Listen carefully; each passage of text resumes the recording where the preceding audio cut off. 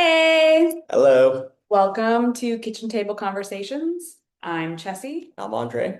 and we're here with Multicultural Family Hub. And today I was like, we got to sit down and talk about this because Andre had the most fascinating conversation this morning. And in some ways, I was so in awe of the way that you handled it. And I really want him to share it with you because it relates to our series about anxiety. And we were going to talk about this topic anyways, but I feel like this conversation is just like the coolest frame, and you're going to learn so much from him Well, specifically. actually, what happened was you didn't say we have to sit down and talk about this. I was in mid sip of coffee at a coffee shop on our coffee date, and she said, "We need to leave and go record and talk about this." And so we did. I did.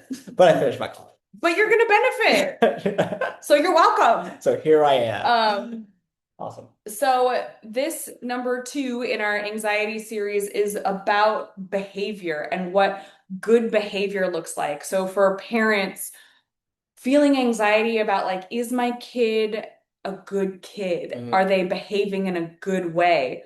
Are they nice kids? Mhm. And wow, we're here to talk about niceness and culture Yeah. specifically. So the anxiety, the parent culture anxiety around the behavior, quote unquote, of our children. And it making us mean something about us Yes. and our value Mm. or worth. And that behavior change it, sorry, that value of behavior being nice or good can be so different culture to culture Mhm.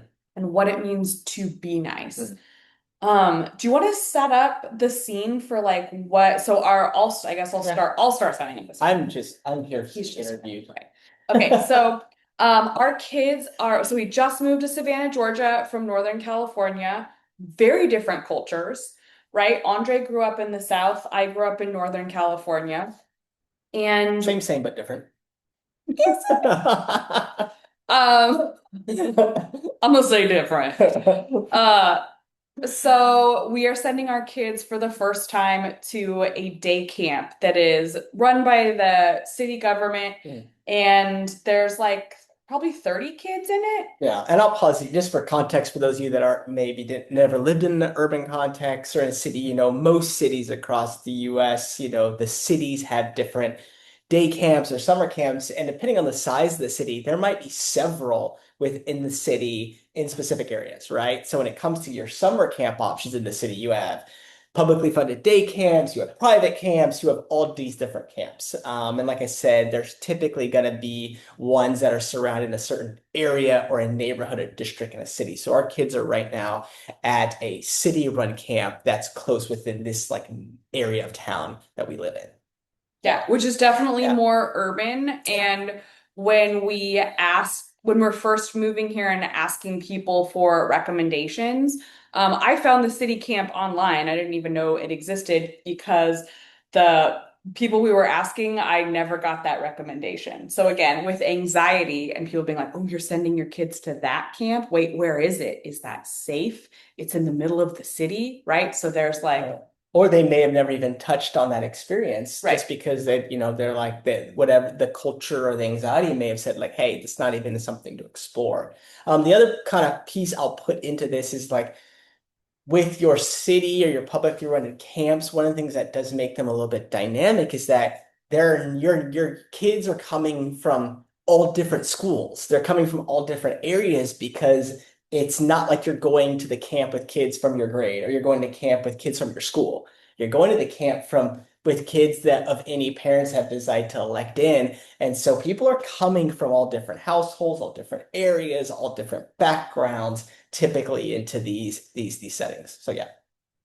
So we drop our kids off for the first time yesterday. The camp is from 8 to 4, so it's like a full day event.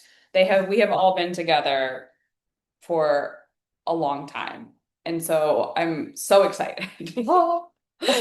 Go, enjoy, meet children, have fun. Yeah. And so our kids came home last night, and our oldest, who can be sensitive, and also I should say our kids are more sensitive based on where they grew up and what it means to be nice and what it means to be a nice teacher. And So, also, I think their family culture and yeah, you and I, yeah, and kind of the way we express ourselves, and things like that. So all of that, you know, I think results or kind of leans them towards definitely being able to feel and see and sensitive to environments and sensitive to other people's, emotions. emotions. And so for right, the way that we have in our family work, we talk to our kids, we talk about emotions, we are constantly talking. Mhm. And so in the camp situation, so this is what our children came home and expressed, or our oldest Yeah. child who was like very worried about this. So we're gonna give you a couple perspectives here as we Yeah. teach. So like perspective one is like our sons, which is like, okay, we went to this camp and at lunchtime, you have to sit the whole time. You are not allowed to talk. And if you talk, they make you go stand in front of you put your face in front of a wall and you have to face it. And you don't get to eat lunch. And Andre and I are like, if for those listening, I'm making a like face, like, you sure? And then he's like, no, and Ruby and Leo, the twins, confirmed, like, oh yeah, that's what happened. But they were kind of nonplussed about it. They're like, kind of, yeah, So it's like, okay, this But is the interesting. oldest was like, no, this is happening. And it's like, so, and the director is so scary and mean. Mm, This was mean. these were the words from like A small child. from a small child. Yeah. And so, um, Which once again, it's all about perspective. So from that small child's perspective, if you have a 7-year-old brain or a 9-year-old brain, 10-year-old brain, you're kind of taking this in like that's might be the language you have. You're like, yo, this person is mean. And so, so it was like, okay, I didn't explore it with them, but it was like, I want you guys to kind of really focus on that is mean or this person is mean. And then we kind of go and along. I'm gonna give you my reaction internally as well, because Okay. internally I was like, oh no. Are they mean? Are they actually making kids face the wall? Like, did we make a bad decision? Is everything people are telling me about the South true? Like, what, like, oh no. Like, is this gonna, like, oh, can we expose our kids to this? Is this gonna be like a negative thing? Maybe it'll all be fine. They'll wash out. We're gonna talk about it. It's not a big deal. So I am having this like spinning internal dialogue with me. We had a quick pause for some puppy barking at the mailman. So I had this like really quick internal dialogue. My face was, just listening to my kids, but that was the like, when you think about the duck and the like feet paddling under the water, that was like the internal mind dialogue. Yeah. Did you have any reactions to that, or were you just like pretty calm, like, oh, okay, no, this tracks, or what was your initial? My first reaction was kind of like, yeah, like not yet, this is happening, but it was like, oh, this is gonna be a growth point. Like it Mhm. was like if this is happening, then yes. Like, yeah, you guys are this is gonna be a journey. This is gonna be you're going to experience something new and this is gonna grow you because this is very, very, very different than your norm if this is happening. And so for me, it was more like, okay, it was almost like a little bit of a yeah, that's why we're here. Not for kids sitting against the wall, but being like, oh, this is uncomfortable. All of it. And so now we get to do the fun part. I mean, not fun, but it's fun for me, but it's more like, oh, now let's engage and see what's going on. Yeah. So after that point, also our oldest was like, please don't make me go back. He was this was pre-dinner, so We're we're also hungry. hungry. We're not, once we're hungry, we're not good. Whatever. So he got some food, got some rest, and was like, I know you're gonna make me go back.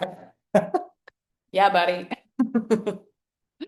So I can't remember if it was last night or this morning, but Mhm. Andre was like, hey, I'm gonna have a conversation I didn't with I didn't tell them that. not you didn't tell the children, but I'm saying you told me that. And here's why I didn't tell the kids. I think this is important. Oh The yeah. reason why I didn't tell the kids is because of their influence of the culture of niceness. They would have been like, oh, dad's gonna talk to the people. like dad's gonna have a conversation and that's not nice and I want everyone to be okay. So they would have And in being not wanted me to they would just like don't address it or don't explore it or don't ask any questions, dad. And the reason why we don't do that or we don't want to do that is because that doesn't feel nice. That doesn't right, look because nice. niceness means that you make sure everyone feels Yeah. comfortable, there's never any conflict, and You let it everything ride, or you looks say, hey, nice on the you guys just surface. take care of yourself and It'll be fine. fine and yeah, those things. And Which I they're think comes back to, again, what we were talking about in our first anxiety podcast is that you push it down, yeah. right? Where it's like, okay, we don't address this, we don't talk about it, we just are like, oh, it's fine. We might have this reaction in our bodies where we feel uncomfortable. Mhm. For our kids, because it was new. But even if we told our kids like, hey, we're gonna talk to the administration about this, they would be like, no, right? Because already the culture that they grew up in of niceness is like, you don't rock the boat. You don't, and it's not even, yeah, it's so funny. Rocking the boat in their world is like actually communicating about it. You just Yeah. push it down and are fine. And I'm gonna take it one step higher. It's like I really to me, I think no matter where you are, no matter where you're growing up, and I'm speaking in terms of a Western North American context here, that overculture of niceness, it's there. It doesn't necessarily mean that that's how your fame operates, but like it's there. It's in the history of the place of what it means to look nice, to be nice, to look good. So I think every kid is kind of influenced, and every human, every at least North America I know is influenced in that of like being nice. What does it mean to be nice, looking nice? And nice people don't have uncomfortable conversations. We don't say Right. that, but that is the overculture mess. It's better to be nice than be uncomfortable. Mm. But so So that's that's right. like just we're So just even like, us, our kids, despite our family culture being different, they're still influenced. I mean, it still comes in. right. It's still there. You're not going to get away from it. It's like, oh, that's why when I said, oh, this is an opportunity, it's like, oh, this is an opportunity for us to address nice, Yeah. discomfort, and in my opinion, love and what that looks like. So good. And So, I told you, well, I don't think I told you, I think when we were there, I said, no, you said beforehand that you were going to, you're okay, like, I'm gonna have a conversation, I'm gonna check in about right? this. I'm gonna check in about this. And my initial thought was, oh, thank God you're doing it.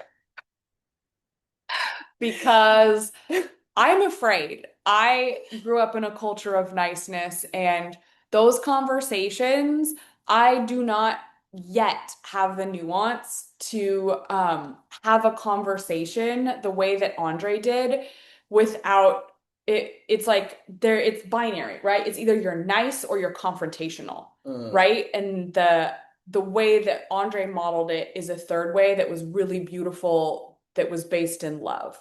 And it was really cool to witness. But right now, my skill Well, set, yeah, okay, go ahead. Because I think what? you said even when you were around the corner before I went and Oh, talked, you were yeah, like, I'm taking a dog around the I corner. was freaking out. I I was was like, she's freaking gone. out. I was like, the corner? Why are we taking a dog around the So, corner? no, Like, well, it was, yeah, yeah, we she did. walked to the day center and it Yeah. was freaking It hot. was so because it's hot here at 4 a.m. just in case you want to Yeah, visit. it's hot. Come in the fall. Also, I'm loving, Yeah. but it was hot and the dog was like her tongue was down to the ground, just like, so Get that dog out of here. so Andre, so I signed the kids in and I was like, okay, well, I guess he's not going to talk to anybody. And I think I asked you after I said, if I had decided not to like have a comment, would you have incurred? Would you have been like, oh, it's good, or would you have said, hey, no, we need to address this? And you Well, said, I was anxious the entire walk to the day center because I was like, I hope Andre doesn't make me do this, or I hope I don't have to be in there when this uncomfortable thing is happening. what the thing that we're assuming is going to be uncomfortable. Right. So I'm making all So, kinds of assumptions. yeah. I'm having my like own anxiety about being uncomfortable or being perceived as not nice. Can I ask? And I know you're going to ask me questions, but can I Yeah, ask you a yeah, question? yeah. Was there any? was any of the anxiety kind of linked to a thought too of like, I don't want to be the white mom from California that's walking in here being like, hey, you got like was that at play in the front or that? And 100%. I don't So, want them to be like, oh yeah, of course, here well, no, comes. and like I want to be the cool white mom. Yeah. I want Yeah. I want to be like, okay, like this lady's different. She's mellow, like It's she gets it. I don't want anybody to not like me. I'm putting air quotes in. I Um, want them to be like, oh, here they come. yeah, God, they always gotta come saying stuff about stuff. right, like they're different. So all that's go So all and I'm this, just walking, being like, it's hot today. yeah, and I am like just full of thoughts, like doing my breathing exercises behind them, being like, it's okay, this doesn't mean anything about me. It's okay to be uncomfortable. Because I'm so uncomfortable, 'cause I'm sweating bullets. You're sweating, and now you're really sweating because you're like, oh my goodness, what is this crazy game Okay, about to so all of This is that, all at 8:15 a.m. and our kids are complaining the whole time because we made them I walk made him for walk. 10 minutes. I'm gonna pick him up, but I'm like, you're gonna walk. You're Yeah, gonna you gotta walk you're- there. okay, Um, Southern condition. You gotta get used to walking when it's hot. Sweating. You can take your shirt off and put it back on. That way it's not sweaty. That's the thing. So I go in, sign the kids in, and walk out. I'm like, whoo, okay, I guess we're I not, guess we're not doing this I don't have to today. be uncomfortable. Woo. So then Andre's like, you know what? I'm gonna go in and like have a conversation with the director. And I'm like, okay, I'm just gonna go around the corner in the shade. So I'm standing around the corner in the shade, just like freaking out, internally thinking, oh man, like our kids are gonna get kicked out, like they're not gonna let us come back, they're gonna hate us, our kids are gonna be treated differently.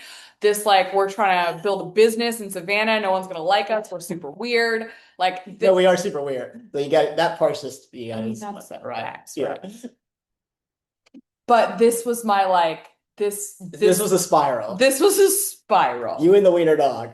Yeah, the wiener dog, the poor wiener dog is like tongue it down to the pavement, and then she looks up at me and jumps up like, "Pick me up! I'm so hot and it looks breezy up there."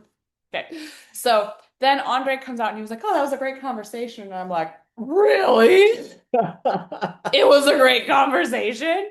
So then he proceeds to tell me how he goes about it, which I, because I'm coming from the binary of I'm either nice and don't make any waves, don't ask questions, I just go with the flow, or I'm confrontational, right? Those are like the two stories that you're given.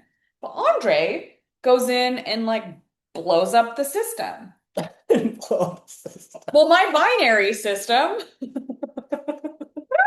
So tell me. Do not listen to us. I didn't blow up the system. I'm saying my binary In your system. world, I did something that's like you don't do. Yes. Well, Okay. it was a third path, Yeah. is what I I'm didn't trying have to like say. Rage Against the Machine playing, which would have been awesome, but I didn't have that going on. No, it was the opposite of blowing it up. But I went, but I would say yes, I win. I engaged In a different way. yeah. So, okay, so tell me about the conversation that you had. Do you want me to take a conversation? You want to ask me questions about? Well, I want you to tell me like how you approached Okay, it right. first, like where I want you to tell me like the path of the conversation and kind of tell me the whole conversation, that I'm gonna come back and kind of deconstruct Okay. the pieces. So before I talk about that conversation, I want to preface with this.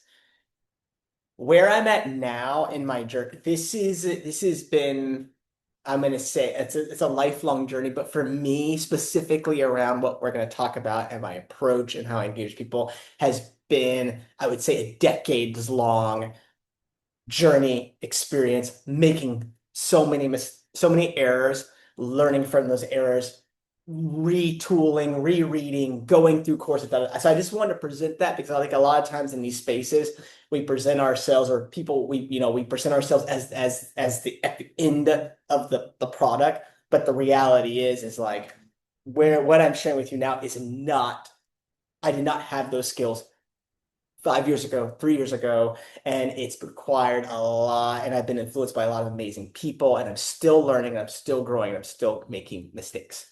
So, with that being said, the approach, my approach is this. Being nice is not the same as love. I have met people who are incredible, who have mastered the art of niceness. And if you've ever spent any time in the South, if you've ever spent any time in any, I would even say like in any English culture or cultures where there are norms of how you say all Proper. proper, there's norms of how you say things without saying anything.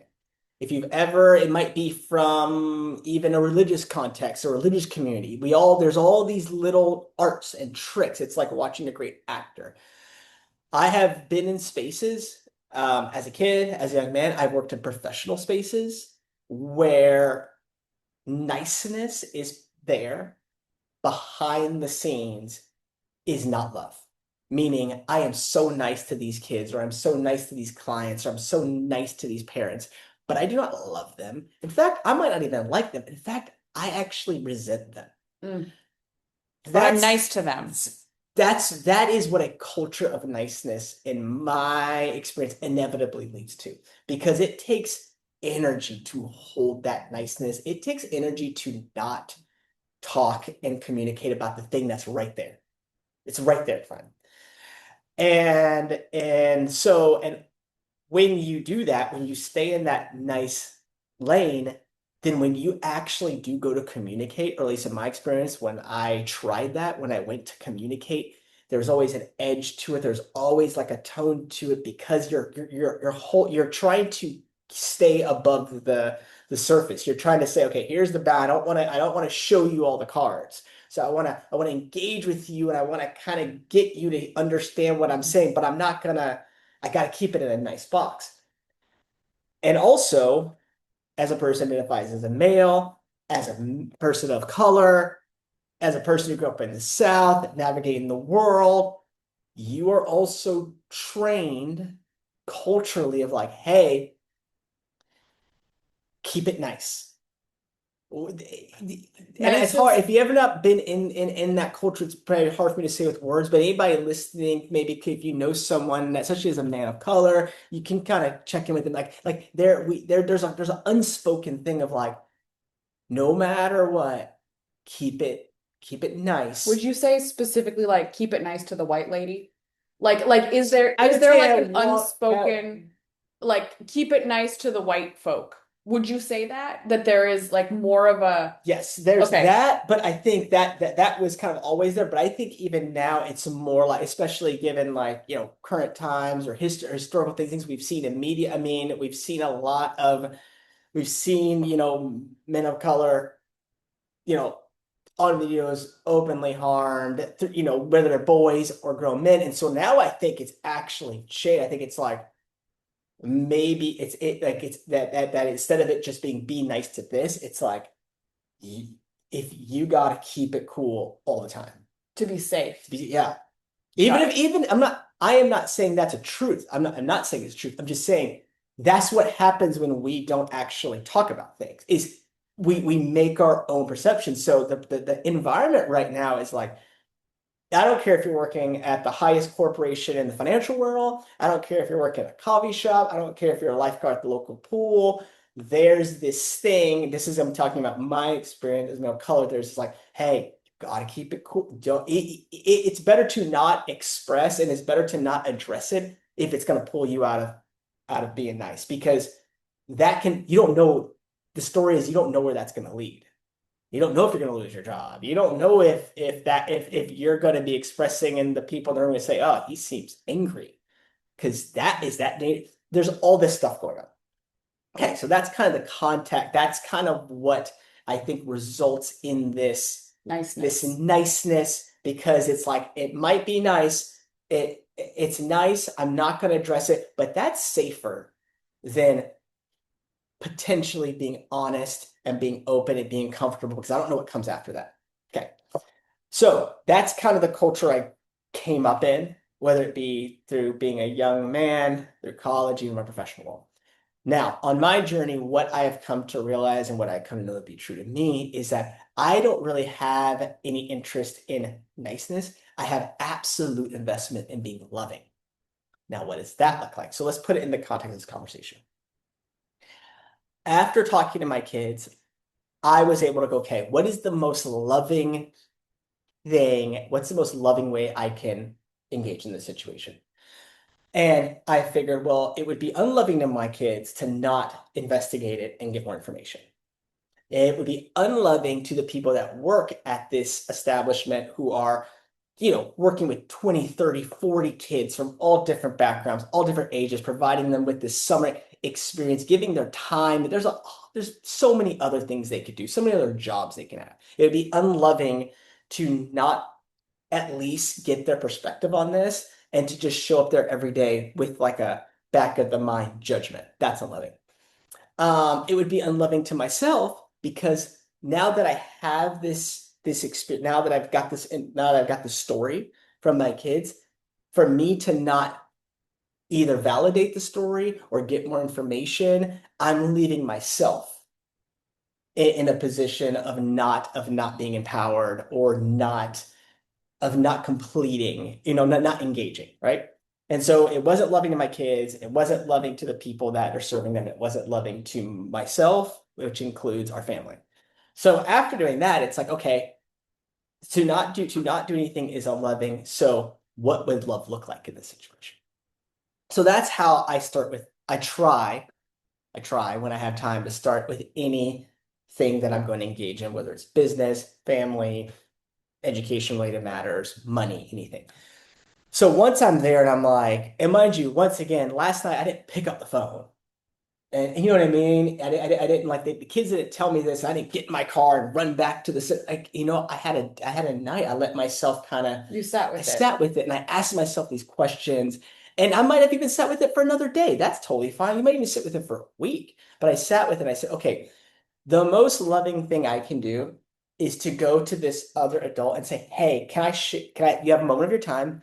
Can I share with you an experience, a conversation I had with my kids last night?" And then what is loving, at least in my perspective, is I shared with them, "Here's what I said. When my kids said this, here's what my response was." And then I asked them, I said, "Does that story that they share with me, is there truth in that? And if so, does my response align with with what you guys see?" Can I pause? Yeah. And so that's So, how I'm starting. And so I so didn't, the frame wasn't, hey, this is what my kid said. and That's it's not a, true. and that's not okay in our house. Like you can like Yeah. we don't use shame-based tools. Like how dare you? No, Yeah. you came in with, and I think it's so I came important. asking for their guys. I said, like, is what I said, is my response valid? And And also you came in with love uh and you came in coming forever. alongside of to Yes. say like, hey, this is the story. Is that true? Like, does that align? Like, here's what I said. Does that align with you? And so, okay, continue. Yeah, and so in doing that, right? Because at the end of the day, like I don't know, after sharing my like, hey, here's what they said. It's a story. I don't know if it's true. Here was my response. They may have absolutely validated my kid's story and said, "Oh, hey, you're absolutely right. We do practice that, da da da da da da." Or they may have said, "Hey, you know what? No, that's not okay. That person who was running that whatever that section at the time, that's a brand new person. They weren't onboarded correctly. We had never addressed that. That's completely unacceptable. You know what I mean?" Or they may have said, "No, that never happened." We don't know why they would say that. Either one of those then allows me, that's going to be a totally different conversation, right? And I And I and was not there. And so I'm going and saying, "Okay, help me learn.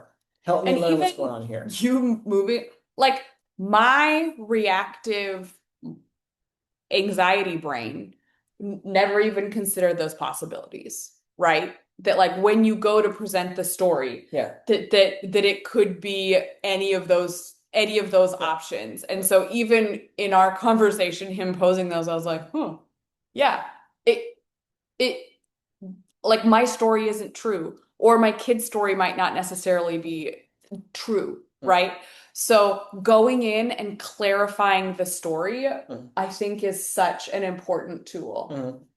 Yeah, and so, we were able to have a conversation, and I'm going to be very vague here because, we're talking about individuals and people, but I think you guys keep it, it's like, um, yes, there was a recurring situation where a individual participating in the program was asked to please like go to a certain, essentially move away from the group and be in a certain area until they could calm, so that they could calm their bodies back and return. And it had to do with, and I, with rocking chairs. And anybody that's ever worked in a camp or school, it's like Kids rocking back in and chairs. we all know what happens. You fall back on a concrete floor. And so the adults in the space, you're looking at liability, you're looking at you're trying to protect kids. And this is where it's really important because I have the kind of kids that due to, just their life experience, to their family culture, to the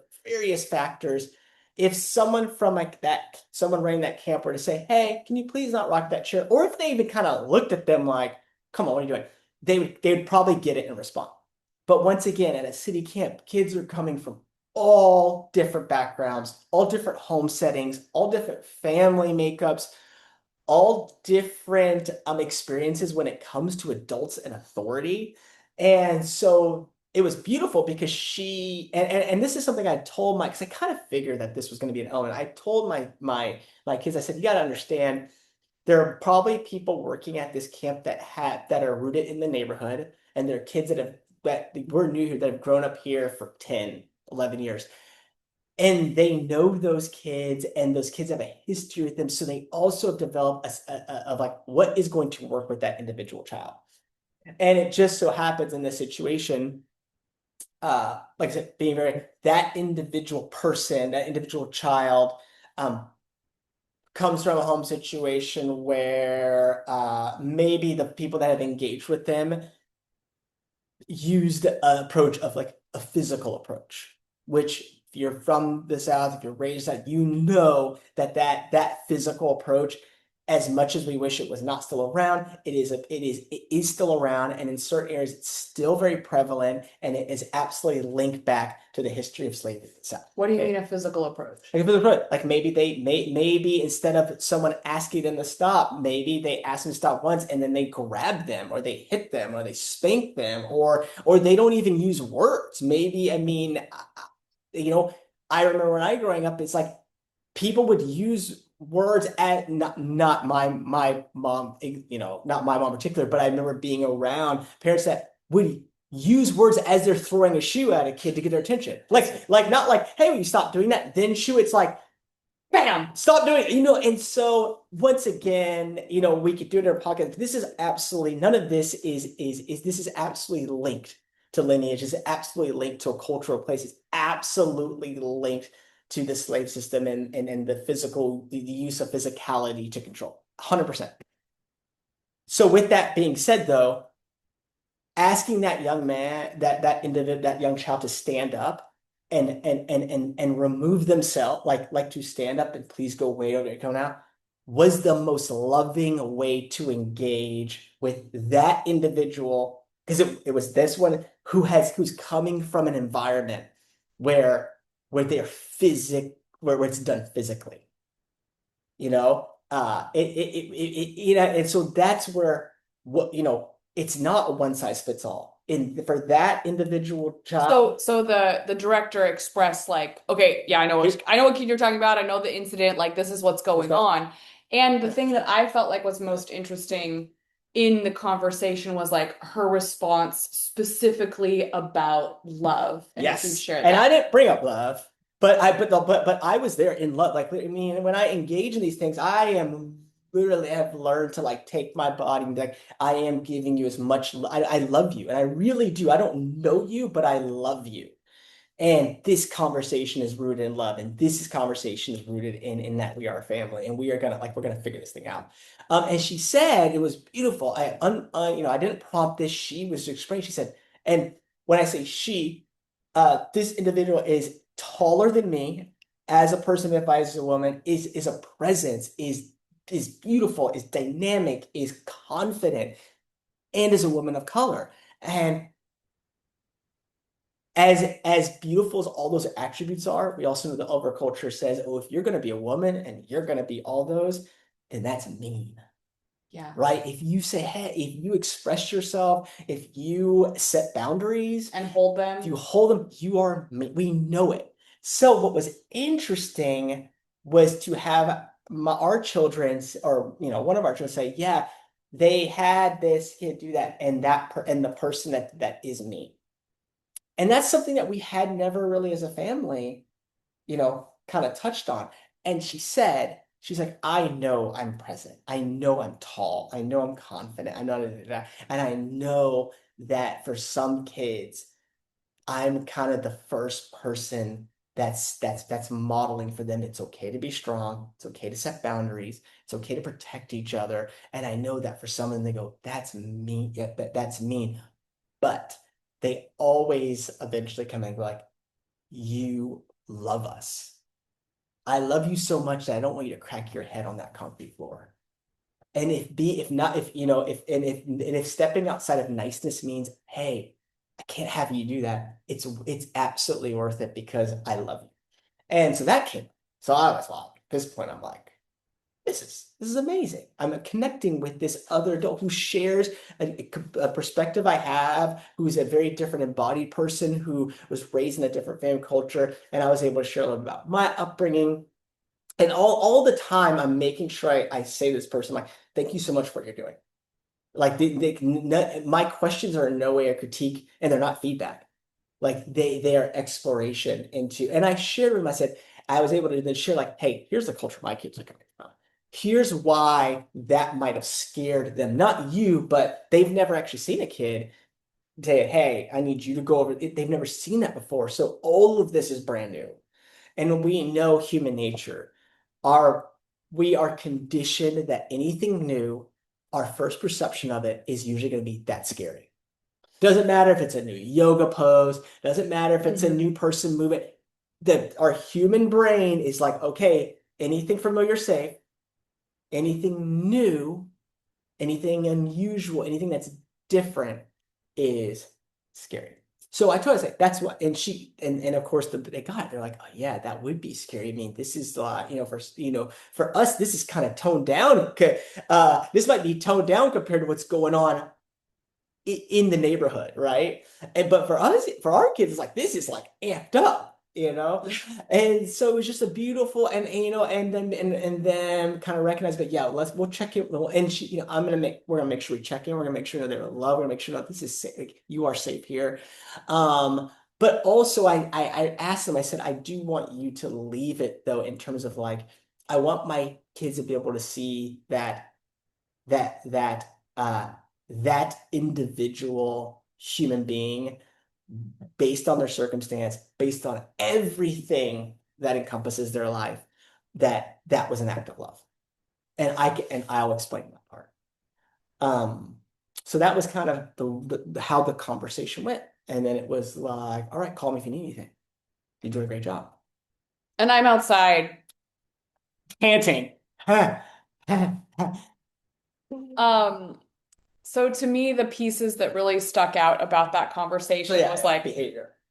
was coming in like the culture of niceness, and having this conversation out of love. And in our family culture, I think that love being the basis and that love means those hard conversations and love means discomfort. Mm.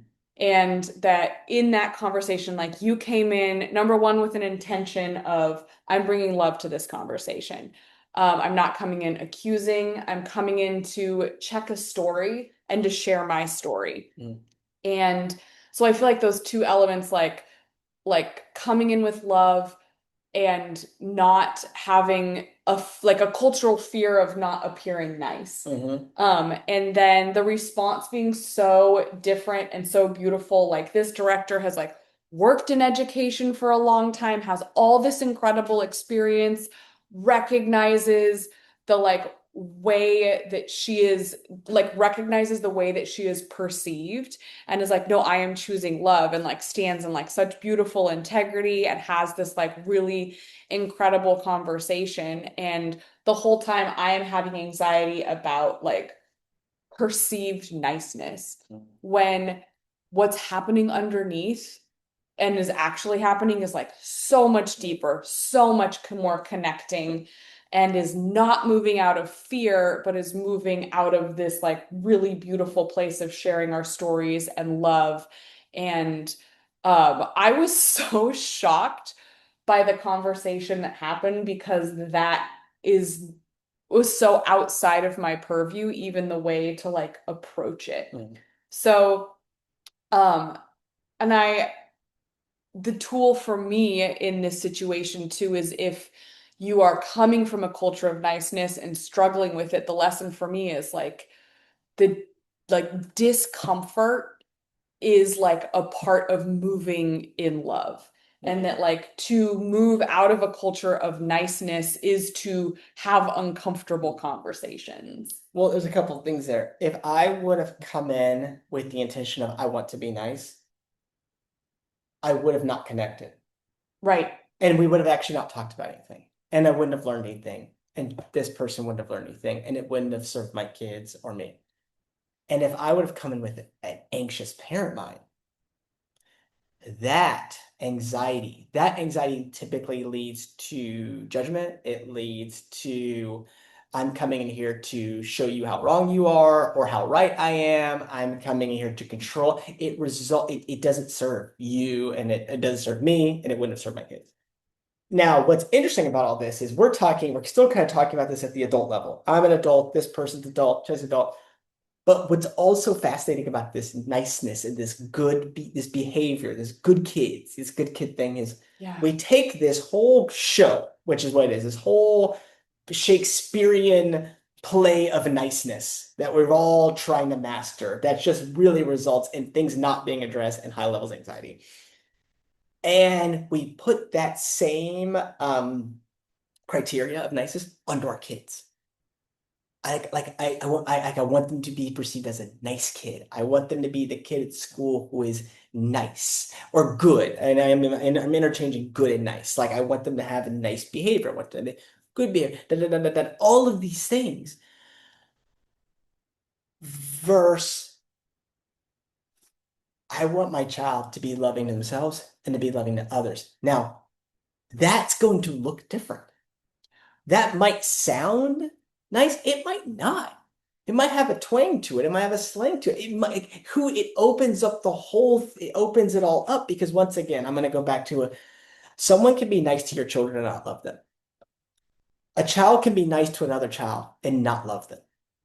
And your neighbor can be nice to you and not love you. And Jess and I were talking, and when you think about love, you think about someone you love, whether it be your partner, parent, child. Ask yourself honestly, and these are people that you're like, I genuinely love this person. Really ask yourself, are you always nice to them? Are you always nice around them? No. Anybody who's been in a relationship for more than 4 days knows like if you love someone, eventually you're going to see the part of them that's like 4 a.m. in the morning or 10 p.m. at night. It's not nice. But like that's nice has nothing to do with the love, but with the love piece.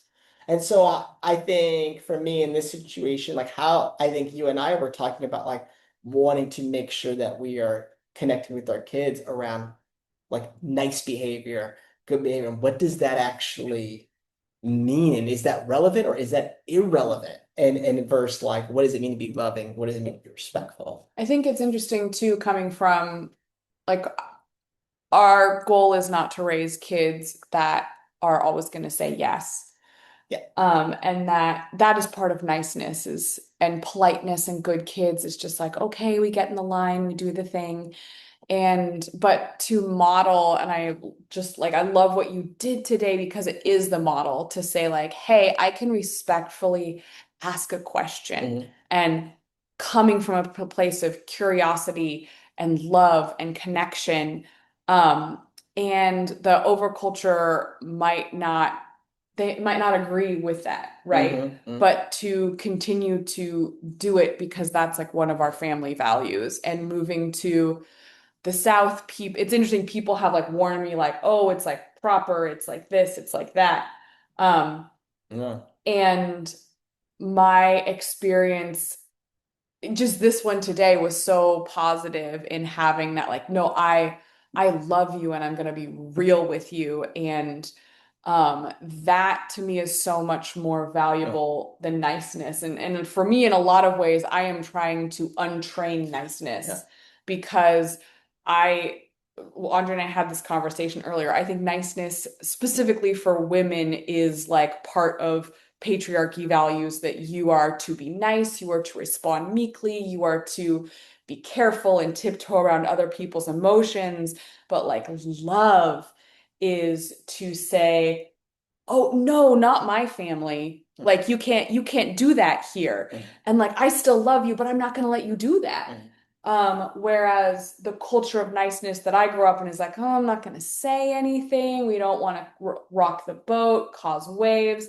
Like all of those things to me are not love, and it builds resentment when you don't say anything. And so even though I'm outwardly nice and smiling, inside I'm like seething. Mm. And so that to me is way more dangerous than that moment of discomfort. And that's something that I'm working on in my life Mm. specifically. And it was like so highlighted this morning. And I'm not ready, like I'm still not tooled up enough to have those conversations. So I'm so thankful that you did that and modeled it. And for me to learn like that there is discomfort in having a loving conversation because my comfort point is making everybody happy, being nice, figuring out how to be liked by everyone, which you can't control, right? That's the other piece is like it is this illusion of control and an illusion that people are perceiving Yeah. you as nice when they're like, that white lady's fake, right? Yeah. Yeah. So for Yeah. me, Like, that to learn how to be in that uncomfortable space and mm. speaking truthfully, Mm. even if it is when it's holding boundaries and knowing that someone might not like what you have to Mm. say, but also like in this situation, it's not either or. Like it's not confrontational or niceness. It's It's oh, like we got this. I'm meeting you. I'm meeting you Yeah, here. and we got these kids. Like I Yeah. got your, and like someone like this person, I'm like, I fully trust that that if she needs to, if someone if there was an issue or something was trying to harm my children or someone, she's not going to be nice about protecting, the kids. And so that's beautiful. But in terms of good behavior and parenting, the culture of parenting anxiety, Mm. tell me what, here's what I see in this is, because we as adults have an overculture of be nice, not loving, but be nice, Hmm. then we are training or we are trying to attempt to train, quote unquote, our kids to be, well, will have good behavior. Well, then you go, okay, well, what is good behavior? Like, what does that even mean? Like everybody's got their own opinions on this, right? And then what are the means and the mechanisms that you use to like essentially condition a child to have to have good behavior, like to be nice. And what the one thing that there's two that I see come up typically is we end up using shame and control.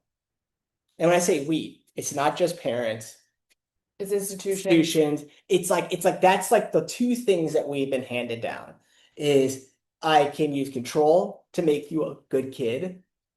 And if that doesn't work, I'll use shame on top of that. Shame and control will make you stay in your seat. Shame and control will make you do your homework. Shame and control will make you be polite, and the adults will like you. I mean, but like what? So what? When I interact with kids, or when I when I walk into a setting and everyone is good, quote unquote, nice, everyone, adults, the kids. I typically am able to go, the next question I ask is, where's the shame and control here? Because it's not natural. It's not natural. And the reality is like, if you walk into a setting that's loving, think about a loving family setting. Like I'm talking, everyone loves each other, we accept each other, we're open. It is not going to be clean. There's going to be this person's like this person's like this person has this. It's going to look up and down all over the And place. so and so is talking back, and somebody Right. else is Oh, apologizing, and there's like somebody's slapping someone else with a towel, yeah. and then I mean, it's just like That one's more comfortable in the quiet. This one is always dancing like that. But so when I walk in, I see, oh, that nice, good. I automatically go, okay, where is the shame? Where's the control here? And it's really easy to find typically. And then you're like, hey, now where's the shame? And so in terms of parent anxiety, help me understand that one. If the goal is to have good kids, I'm using quotes here, because good kids, how does that then result in parenting anxiety? Because if well, my goal is to have good kids, I think the good kids is like the concern about having good kids, and I think that's like a frame, right? Because it's like good behavior. I want my kids to be perceived as good kids because that reflects well on me. Okay. And so the parental anxiety is so much more, I think it is parental anxiety is a lot about being perceived as nice and my kids being perceived Okay. as good. Okay. Versus like, I know that I am good. I know that my kids are good. My kids are not perfect. My kids are not going to follow the rules all the time. My kids are going to ask a lot of questions. Um, and I am confident that all of us are good and that we love each other and we are going to do the best we can in the situations. But what causes the anxiety is trying to trying to attain niceness and trying to attain the the perception of good. Nice. And Got it. I do have to say, this does not come without ramifications. With the Being like choosing love and choosing self, like choosing to say that my family is good, my family is love. They may not act perfectly, they may not always walk in straight lines, they may be too loud, they might ask a lot of questions, but we love each other. say no thank you a lot. No thank you. Like it's, excuse me. Kids always have a question every single time.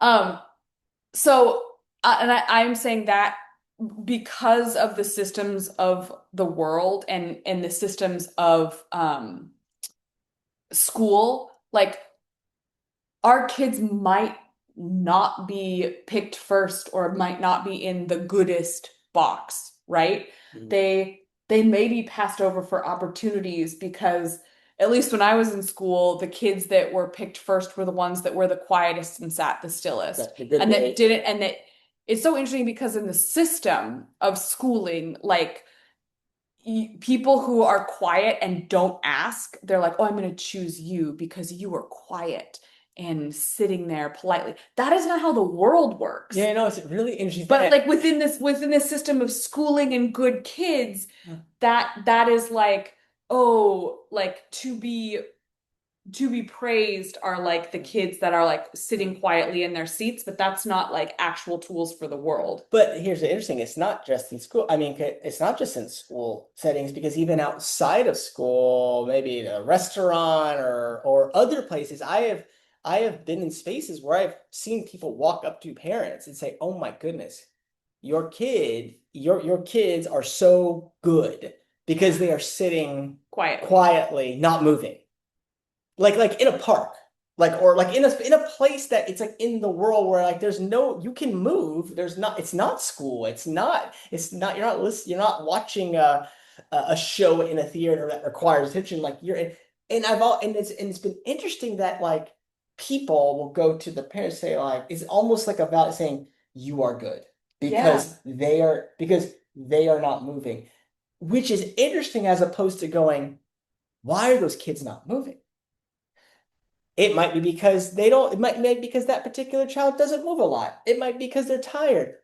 Or it might be because there are tools that have been used around shame, control, or even more harmful tools that kid is their body's locked up. They're afraid to move. They're afraid to say no, thank you. They're afraid to raise their hand. They're afraid. They're afraid. They're afraid.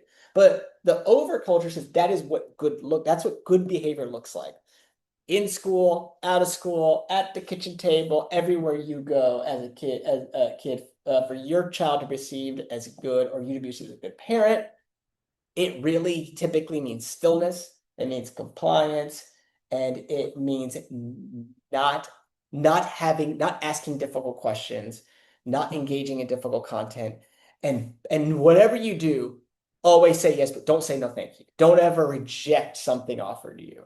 And so, like, this is very interesting because once again, if this is not in our human nature, then we try to get our kids to do it, and then if for some reason it doesn't work, we double down with shame and control, all in the attempt to be perceived as a good parent.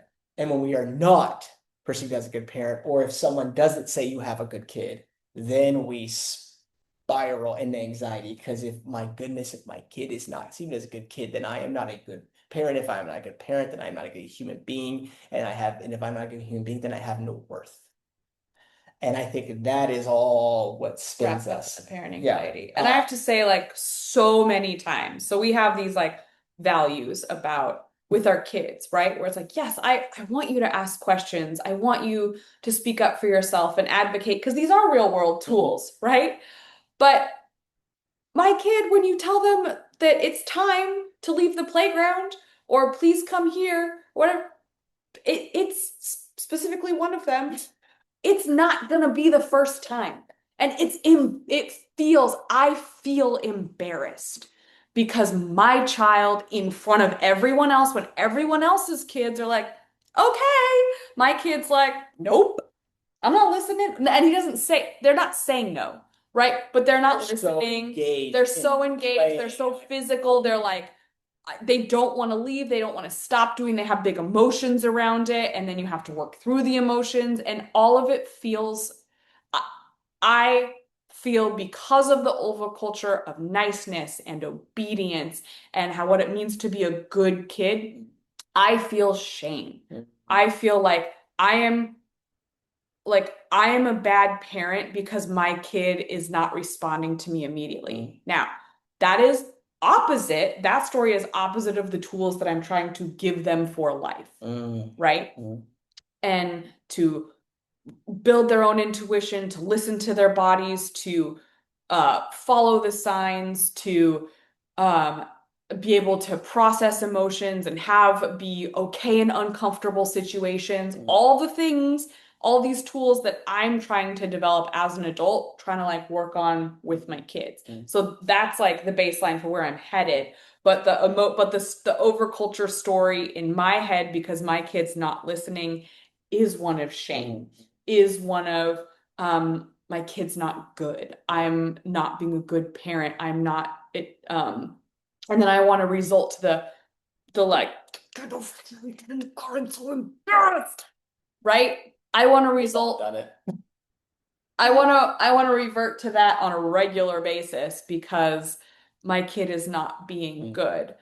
Um and like that anxiety, so my parental anxiety, so today, right, it's like the parental anxiety of like the conversation with an adult, but also the reflection of like my child not doing what they're supposed to do or not being obedient, and it's more about like other people's gaze and my own discomfort with other people's gaze. So I guess it's all the same thing, right? Yeah. It's all my own discomfort with other people's perceived judgments. And so I think throughout this series, one of the things that I'm going to continue to say probably every episode is that once again, our children's anxiety, I believe, is a reflection of our collective parenting anxiety, our individual parent anxiety.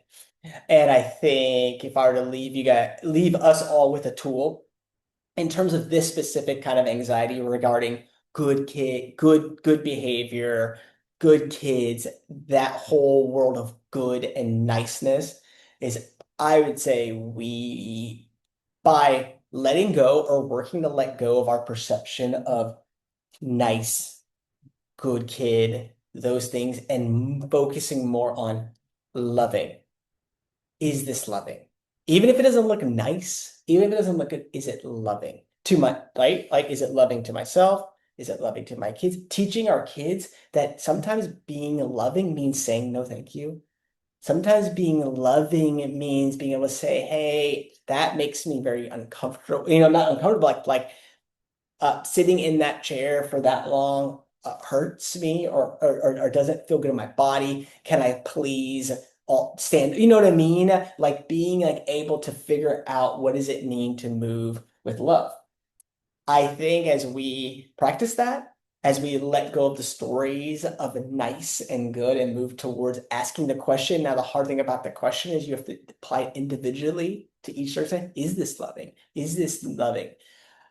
It reduces our collective anxiety because when we're moving from that, what is the most loving thing to a situation, we actually start to address and solve and come up with creative solutions to the actual issues instead of just leaving this environment where nothing is getting solved, when we're not creating and we're not moving forward and we're not teaching the lessons that we want.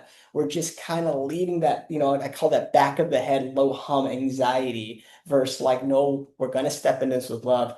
And then from that loving place, now we're going to come up with creative solutions.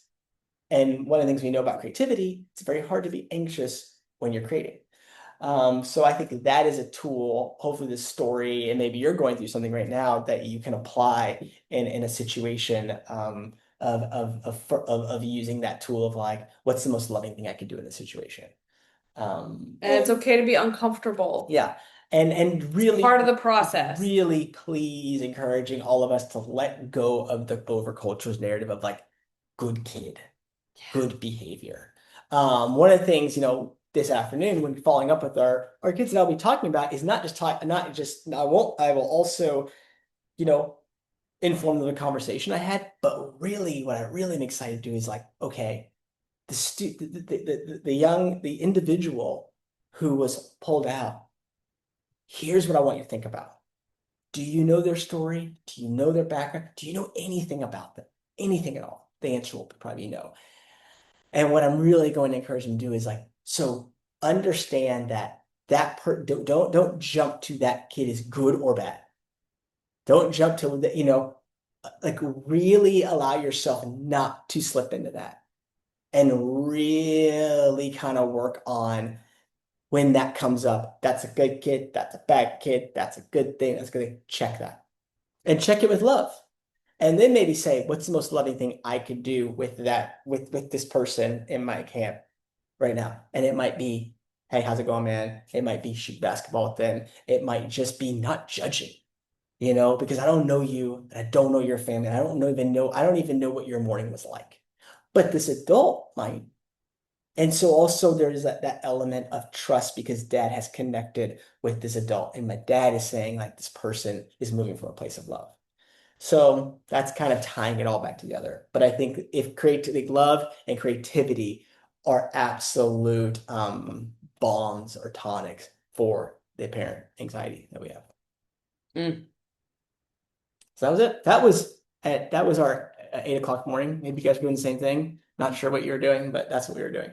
So I really hope that this conversation modeling has helped you because it really affected me this morning in thinking about how to have conversations differently and how to move from a place of love and not be worried about niceness and have these hard conversations and get more comfortable being uncomfortable. So thanks for being here with us. If you were like, ooh, that was really interesting, and share it with your partner, share it with a friend who you think would be interested in this conversation, yeah. and keep following along with us. If you would subscribe to our podcast, that helps so much. Oh my goodness, we just want to keep getting these messages out and sharing these conversations with you. We also want you to mark your calendar for July 20th to join us for the Multicultural Family Hub kickoff event. It's going to be fun. It's going to give you a taste of what you will experience in our community, and you're going to love it. So please go to multiculturalfamilyhub.com/kickoff. And you can register there on for our event, our virtual event. And if you do that, you get a free month in our community. So you get to be in the kickoff with us. And we really, really want you there. Oh my goodness, because you guys are the ones that are going to make this community so valuable. We need your voices, we need your thoughts, opinions, your stories, because that is where the magic happens. So please come to our virtual event July 20th. And you don't have to be nice. Just be No. loving. We don't even Yes. want you to be nice. Don't be nice. Just bring love. We do not value niceness. All right. Thanks for being here today. See you guys next time.